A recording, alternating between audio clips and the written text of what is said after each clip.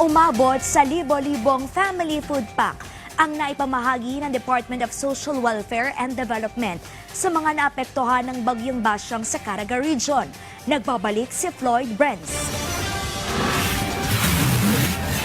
Namahagi ang DSWD Caraga ng kahon-kahong family food packs sa mga probinsya ng Caraga bilang tulong sa mga pamilyang apektado ng Tropical Storm Basyang. Umabot sa libo-libong FFPs o family food packs ang naipamahagi sa Hinatuan at Bayabas sa Surigao del Sur, gayon din sa Tubay, Agusan del Norte. Isinagawa ang sabayang pamamahagi alinsunod sa direktiba ni Pangulong Ferdinand R. Marcos Jr. para matugunan ang pangangailangan at kalusugan ng mga pamilyang Pilipino sa gitna ng bagyo.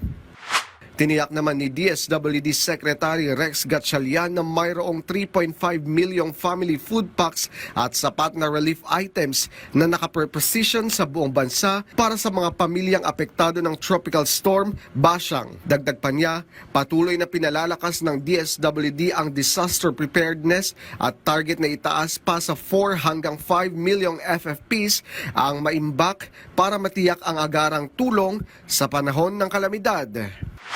Isinagawa naman ng DSWD Field Office Region 10 ang sabay-sabay na pamamahagi ng ready-to-eat food boxes sa iba't ibang barangay sa Iligan City para sa mga apektado ng Bagyong Basyang.